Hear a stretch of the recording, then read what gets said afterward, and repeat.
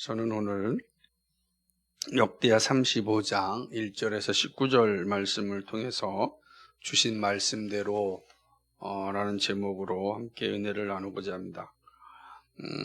신앙생활에 있어서의 절정이 누구에게나 있는데 정말 멋지게 신앙생활하는 사람은 어떤 사람일까? 정말 본받을 만한 신앙생활하는 사람은 누구일까? 이 질문에 대한 답을 좀 찾는다면 저는 소명에 합당하게 살아가는 사람이라고 좀 말씀드리고 싶습니다. 그러니까 소명을 살아내는 게 정말 신앙의 어떤 아름다움이고 신앙의 절정이다. 그러니까 미숙한 신앙인들, 어린아이 같은 신앙인들은 소명을 살아낼 수가 없습니다. 사실은 소명도 잘 모를 때가 많기 때문에 소명을 살아낸다는 것은 그 사람이 그만큼 신앙이 성숙되었다. 그리고 자신의 삶을 어떻게 살아야 하는지를 알고 있다. 이 사실이죠. 이거 되게 의미심장한 모습이라고 할 수가 있습니다. 특별히 이 소명에 반응하는 삶이라는 것은 다른 표현으로 말한다면 말씀에 반응하는 자라고도 말씀에 반응하는 삶이라고도 할 수가 있는 겁니다. 모든 사람들이 말씀을 듣지만 전부 다 말씀에 반응하며 살지 않습니다. 설교가 매우 주어져도 말씀에 반응하지 않을 수 있습니다. 말씀이 들려질 때 반응하는데 들려지지 않으면 반응하지 않는 거죠. 아무리 설교자가 설교를 하고 열심히 성경을 읽어도 그 말씀이 내 영혼 가운데 들려져야 내가 그 말씀에 반응하여 살아가는데 그 작용이 없다 보면 아무리 말씀을 듣고도 말씀을 읽어도 말씀에 반응하며 살지 않습니다. 그러니까 말씀에 반응하며 살지 않으니까 소명에 합당한 삶을 살 수가 없는 것이죠. 다시 말하면 오랜 시간 교회를 다녀도 여전히 어린아이와 같은 신앙을 소유할 수 있다. 이런 말씀입니다. 반응하지 않으면 삶이 변화되지 않습니다. 신앙의 성숙은 없습니다. 성숙한 신앙이라고 하는 건 말씀에 반응하는 신앙이라고 말할 수 있습니다. 누가 성숙한 신자인가? 그는 말씀에 반응하는 신자이다. 그 말씀 앞에 자신을 돌아보고 회개하고 또 결단하는 일들이 반복적으로 주어지는 것, 그것이 바로 성숙한 신자의 모습이라고 할 수가 있습니다. 누구라도 말씀에 반응하면 소명을 감당합니다. 여러분은 어떻습니까? 여러분은 말씀에 반응하십니까? 이스라엘의 위대한 왕인 요시야의 개혁은 우리에게 참 많은 도전을 줍니다. 성전을 개혁하고 말씀을 발견합니다. 그리고 말씀을 읽습니다. 그 다음에 요시야에게 나타난 변화는 무엇이냐면 그 말씀에 반응합니다. 말씀을 찾고 읽는 것에서 끝나지 않고 찾고 읽은 말씀에 반응하는 것. 요시야는 정말 하나님이 사랑하는 그런 왕이구나 라는 것을 우리가 알 수가 있습니다. 어떻게 반응했습니까? 즉각적으로 회개하고 하나님이 미워하는 것과 가증한 것을 내어버렸습니다. 이게 살아있는 신앙인 거죠. 말씀을 반응해서 하나님이 싫어하는 것이 드러나잖아요. 하나님이 미워하는 것이 드러납니다. 하나님이 가증하다고 말하는 것이 드러납니다. 근데 그걸 어떻게 거기 있을 수 있겠습니까? 던져버리는 거죠. 집안 청소할 때 이 깔끔한 사람에게는 작은 점 하나, 머리카락 하나도 견디지 못하잖아요. 발견되면 즉시로 버리지 않습니까? 그런 거 마찬가지예요. 말씀이 딱 들어와서 그 말씀이 자기에게 부딪히게 되고 그 말씀이 반응하게 되면 즉각적으로 반응이 나오는데 그 반응이 바로 회개입니다. 그리고 하나님이 미워하는 것과 가증한 것을 버리는 그 실천이 따르는 것이죠. 그게 바로 요시야의 모습이었습니다. 단지 버리는 것으로만 끝나지 않습니다. 건강한 신앙은 버리는 거로만 끝나지 않고 채워져야 됩니다. 채워지는 것은 하나님의 명령하신 그 규례를 잘 지키는 겁니다. 요시야는 가증한 것과 그리고 미워하는 것을 버리고 그리고 하나님이 말씀하신 규례를 회복합니다. 그 규례가 바로 유월절입니다.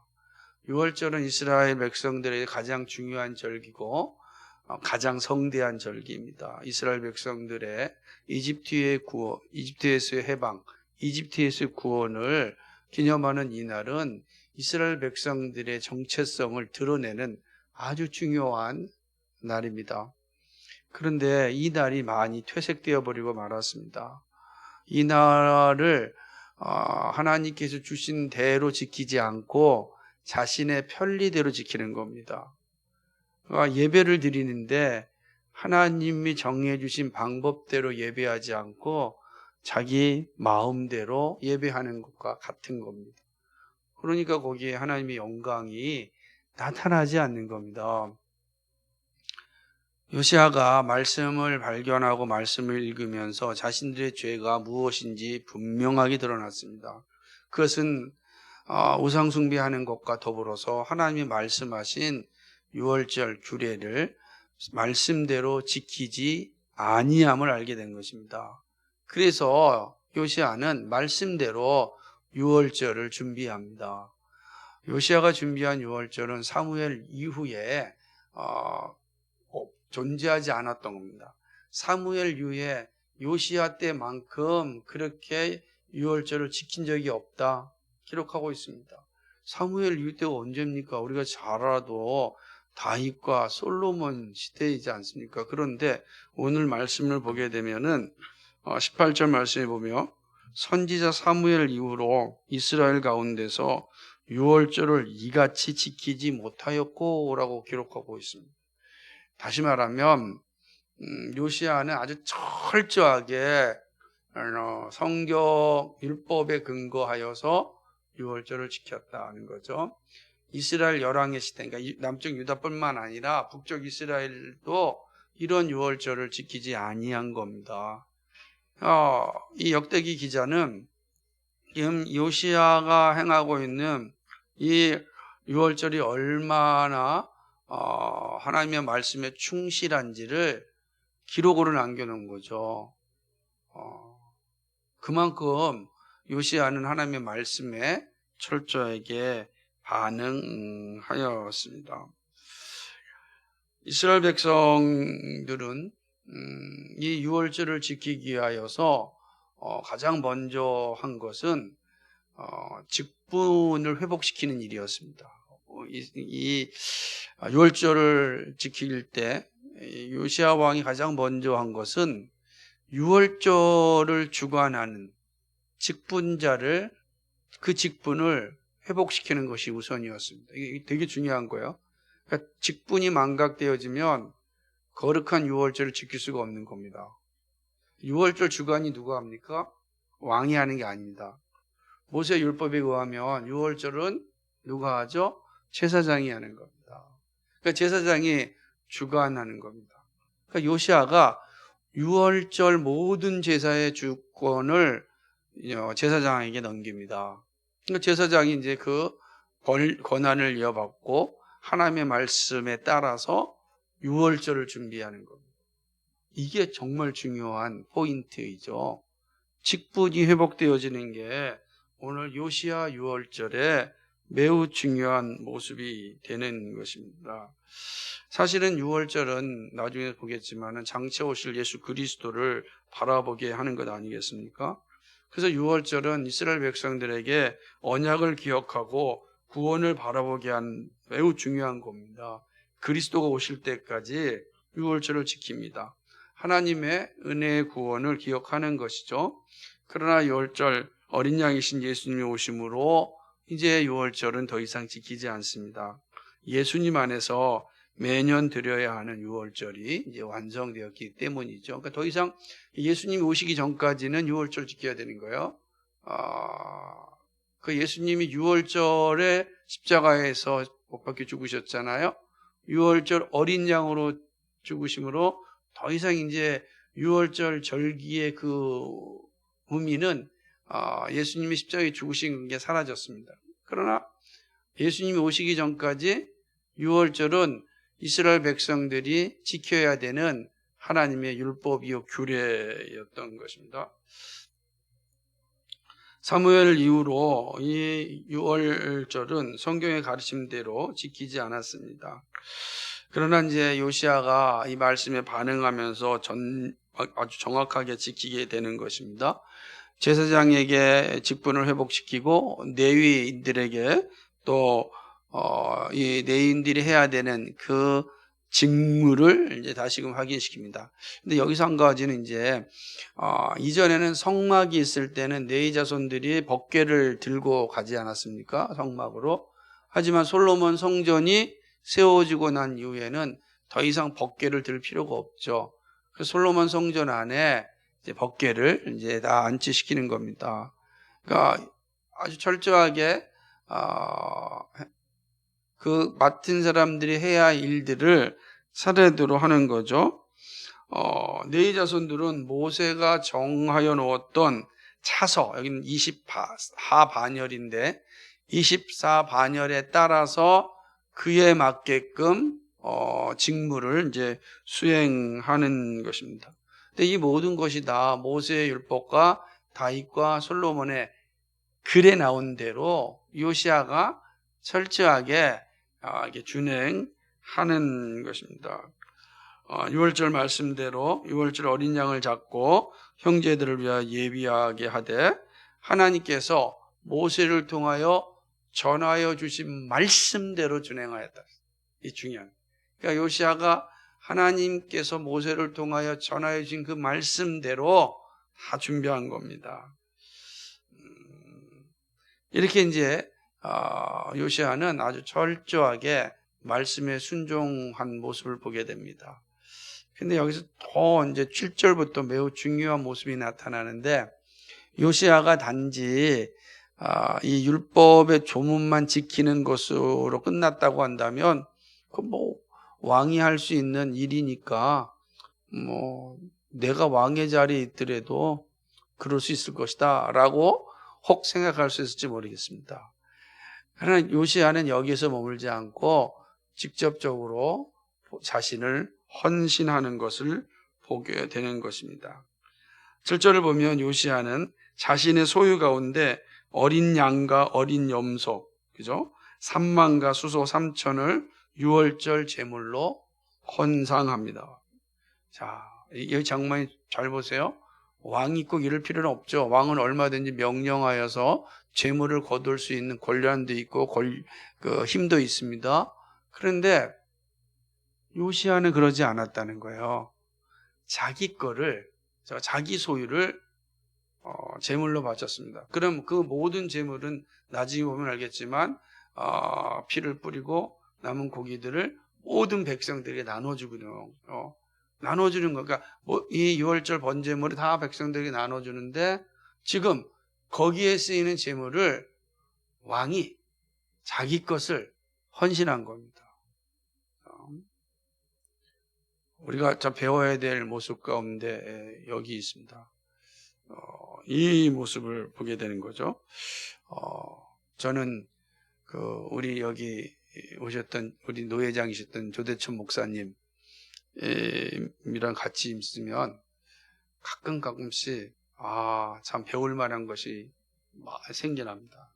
그 가운데 내가 뭐냐면 한 해가 지날수록 이런 얘기를 하더라고. 올해는 그런데 신목사 올해 너무 아쉬웠어 그러는 거예요. 재정 보고가 다 끝났는데 너무 아쉬웠다 그러는 거죠. 아니 뭐가 아쉬웠습니까? 그렇게 열심히 목회 잘 하시지 않았습니까? 뭐가 아쉬웠습니까? 다른 게 아니라 내가 2등 했어. 그래. 뭐가 2등 했냐고요. 그러니까 자기 교회에서 헌상을 2등 했다는 거예요. 자기가 1등 하고 싶은데 2등 했다. 그 말 들을 때 참 독특하잖아요. 이런 분도 있구나. 그런데 이제 그렇게 헤어지고 나면 많은 생각을 하게 됩니다. 참 아름다운 모습이구나. 그래서 저는 때때로 참 많이 배웁니다. 그런 마음을 가지고 있다는 게 얼마나 복된가. 그런데 오늘 요시아의 모습을 보면서 그 모습이 오버랩되는 거예요. 요시아는 자신의 재물을 유월절 제사를 위하여 헌신을 합니다. 자, 그러자 어떤 일이 또 일어나게 되냐면 방백들이 즐거이 헌상하는 모습을 보게 되는 것입니다. 8절에 보니까 방백들도 즐거이 희생을 드려 백성과 제사장과 네이 사람들에게 주었다. 이렇게 얘기하고 있습니다. 그러니까 고위 관리자들, 정치 지도자들이 즐거이 드렸다는 겁니다. 자원하여 기쁨으로 드린 거죠. 왕은 지시만 하고 왕은 다 야 방백들 너 몇 마리씩 착출해서 할 수 있잖아요. 다 착출해. 근데 왕이 그러지 않고 왕이 헌상하자 방백들이 즐거이 헌상하였다라는 모습입니다. 근데 그 다음에 또 어떤 기록되어 있냐면 하나님의 전을 주장하는 사람 hil기야, 스가랴, 여히엘 이들이 또 헌상을 하는데 양 2,600과 수소 300을 유월절 제물로 드립니다. 그러니까 성전을 관리하는 이들이. 근데 나중에 보면 알겠지만 이들의 이름이 다 기록되어 있습니다. 다른 사람은 기록이 안 있는데 이게 다 기록된 걸 보면 하나님의 그 마음이 어떠한지를 지금 보여주고 있는 것입니다. 또 9절에 보니까 네이 사람의 두목들, 그러니까 네이 사람의 지도자들이겠죠. 고나냐, 또 스바야, 느다넬, 하사바, 여이엘, 요사바는 또 양 5천과 수소 500을 또 유월절 제물로 드립니다. 그러니까 헌상한 사람들의 이름을 다 기록해 놨어요. 우린 이 사람 누군지 몰라요.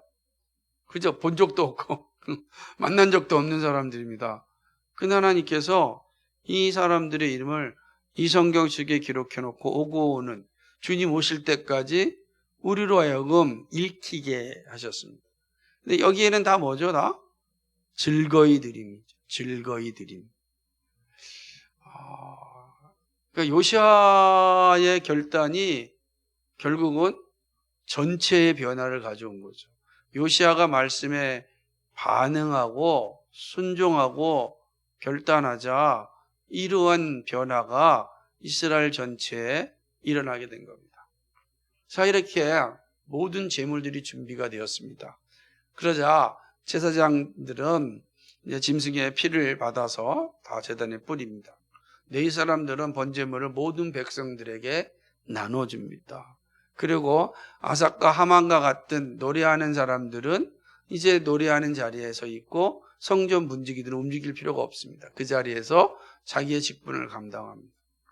이 모습을 차례대로 기록해 놓고 나서 역대기 기자는 뭐라고 이야기하냐면 사무엘 이후로 이렇게 하나님의 말씀대로 유월절 제사를 드린 절기를 지킨 적이 없다라고 기록하고 있는 것입니다. 이 말은 하나님이 너무너무 기뻐하셨다라는 표현이에요. 그죠?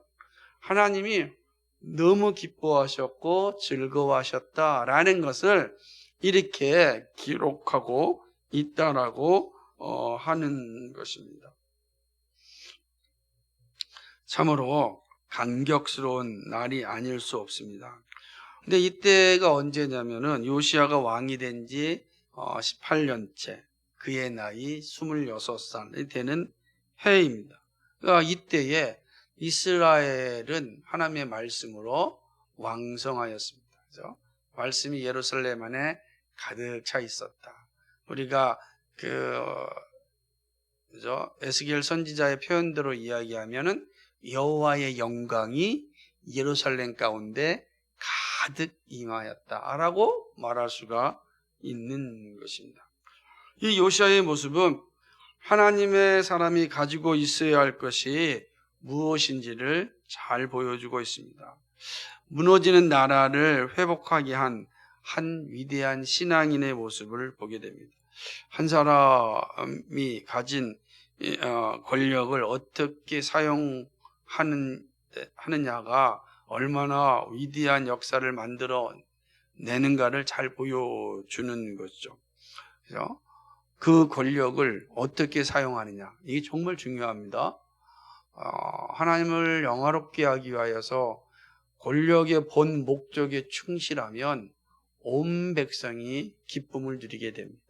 온 백성이 즐거움 가운데 있게 됩니다. 하나님이 기뻐하는 일들이 일어나게 되는 것이죠. 그 모습은 좀 요시야의 모습을 통하여서 우리는 배울 수 있습니다.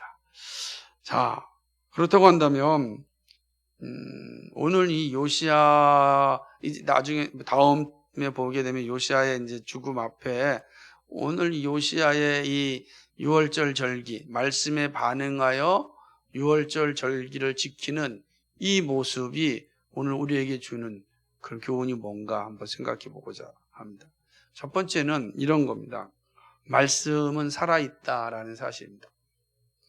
말씀이 살아있다는 것은 영혼을 깨우고 회개하게 한다라는 거죠. 말씀이 살아있을 때 어떤 일이 일어나냐? 영혼이 잠에서 깨어납니다.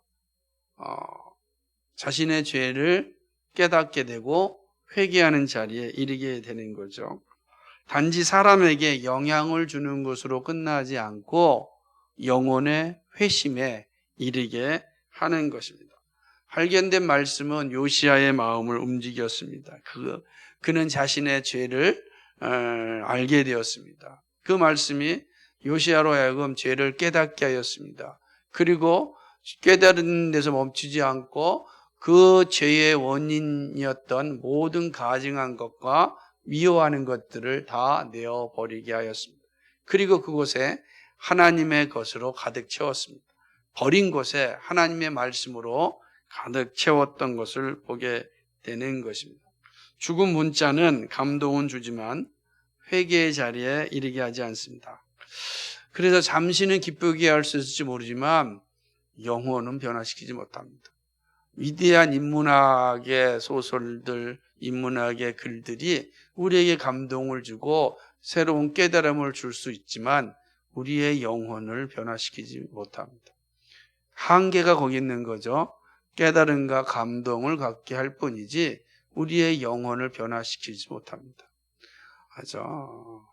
한 번도 들어본 적이 없습니다. 위대한 문학 작품을 듣고 내가 예수님께로 돌아섰다. 내 죄가 깨닫고 회심하였다. 그런 적이 없습니다. 들어본 적이 없습니다. 그렇게 되는 거죠. 오직 말씀만이 우리의 영혼을 회심시킵니다. 히브리서 4장 12절 말씀처럼 하나님의 말씀은 살았고 운동력이 있어 좌우의 어떤 날성검보다 예리하여 혼과 영과 및 관절과 골수를 찔러 쪼개기까지 하며 또 마음의 생각과 뜻을 감찰하시느니라. 아멘. 그렇습니다. 오직 말씀만이 우리의 영혼을 변화시키고 우리의 마음의 생각을 보게 합니다. 그래서 말씀이 오면 내 눈에 들보가 보이기 시작합니다. 그렇게 되는 거죠. 왜냐하면 그 말씀은 하나님이시기 때문에 그렇습니다. 말씀이 살아있다는 건 그 말씀이 하나님이시거든요. 그러니까 그 말씀 앞에 서게 되면 누구든지 자신의 죄가 드러날 수밖에 없습니다. 그리고 그 말씀은 우리의 영혼을 변화시키게 합니다. 왜? 말씀은 살아있기 때문에 그런 것입니다. 말씀이 살아있다라는 이 사실을 항상 기억해야 할 것입니다.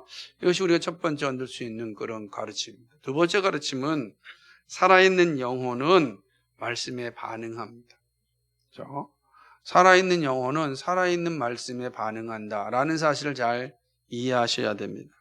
죽은 영혼은 수없이 말씀이 들려도 반응하지 않습니다. 죽은 자는 말이 없죠.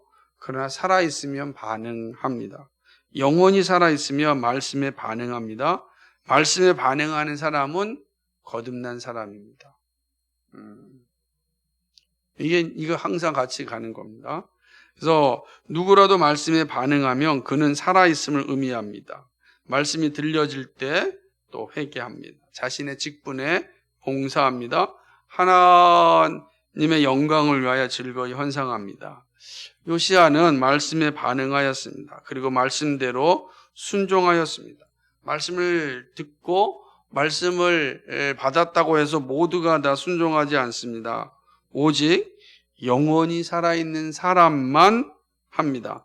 거듭난 사람만 순종하는 것이죠. 그러니까 살아있는 사람은 말씀에 반응할 수밖에 없어요. 그러니까 말씀에 반응함을 통하여서 이 사람이 살아있구나라는 것을 우리가 알게 되는 것입니다. 에베소서 1장 4절과 5절 말씀에 이렇게 기록되어 있습니다. 곧 창세전에 그리스도 안에서 우리를 택하사 우리로 사랑 안에서 그 앞에 거룩하고 흠이 없게 하시려고 그 기쁘신 뜻대로 우리를 예정하사 예수 그리스도로 말미암아 자기의 아들들이 되게 하셨으니 아멘. 창세전에 그리스도 안에서 우리를 택하사 그랬습니다. 창세전에 그리스도 안에서 택하심을 입은 자들은 말씀에 반응합니다. 그 영혼이 이미 하나님의 택하심을 입었기 때문에 말씀에 반응하죠. 그 순간이 어떤지 우리는 잘 몰라요. 그죠? 그러나 예수님이 말씀하시기를 바람이 어디서 오는지 우리가 모르지만 바람이 불고 있다는 것을 우리가 알고 있듯이 사람이 거듭난 것은 언제 거듭난지 우리가 알 수 없지만 그러나 그 거듭난 모습을 보고서 거듭났음을 알게 된다 말씀하지 않습니까? 그러니까 우리는 이 사실을 알고 있는 겁니다. 그러면 누가 거듭난 사람인가? 말씀에 반응하는 사람. 말씀에 반응하는, 거듭났기 때문에 반응하는 거거든요. 하나님이 그를 택하셨기 때문에 말씀에 반응하게 합니다. 그리고 말씀에 반응한 사람은 늘 반응합니다. 이게 중요한 거죠. 구원받은 신자는 말씀에 반응합니다. 이 핵심이죠. 그래서 복음이 똑같이 선포되어도 반응하는 사람은 소수입니다. 하지만 살아있는 영혼은 말씀이 오면 반드시 반응하게 되어 있습니다. 여러분은 말씀이 오면 어떻습니까? 여러분 죄가 생각나고 회개의 자리에 이르고 예수 그리스도께 헌신하고자 하십니까? 신자됨은 믿은 시간, 경력, 직분이 아닙니다. 내가 신자다라고 하는 것의 증거는 말씀에 반응하는 겁니다. 그 내가 신자됨의 증거예요. 그 말씀을 받았는데 그 말씀에 반응하지 아니하면 신자라 할 수가 없죠. 혹 신자라 할지라도 어떤 상황에 있는 거예요? 깊은 침체 가운데 있어서 그 말씀이 지금 거의 반응하지 못하는 겁니다. 그러나 언제까지 반응하지 못하진 않아요? 반드시 반응합니다. 최근에 그 예가 딱 맞는데요. 이 코로나의 양성이 걸리면 일주일 뒤가 되면은 이제 자유롭게 생활하라고 합니다. 다 죽었다는 거예요. 그런데 검사를 하면은 음성으로 나온다는 겁니다.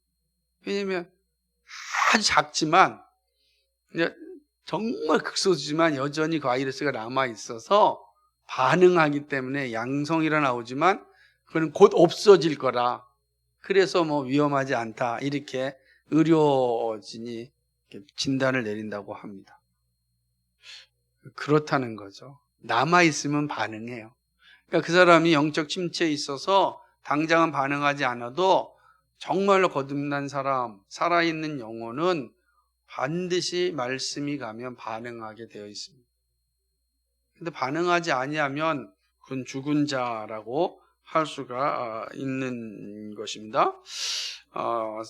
그리고 세 번째 우리가 본문을 통해서 쓰는 가르침은 직분의 소중함입니다. 성경은 직분을 형식적으로 주지 않았습니다. 이것도 말씀과 연동되는 거예요. 말씀이 사라지고 교회가 타락하면 가장 먼저 나타나는 증상 중에 하나가 뭐냐면 직분이 가벼워집니다. 직분이 남발합니다. 직분의 거룩함이 사라집니다. 개나 소나 다 직분자라는 말을 듣습니다. 이게 얼마나 치욕스러운 말입니까? 그죠? 그런데 치욕스러운 말이 우리 안에서 들려진다면 이미 교회가 타락하였다는 증거입니다. 그 말은 말씀이 들려지지 않고 있다라는 사실이죠. 그래서 아주 깊은 영적 침체 가운데 있다. 그 사실을 보여주는 것입니다. 그러나 말씀에 반응하면 직분의 거룩함을 알게 됩니다. 직분자가 누리는 은혜를 알게 됩니다.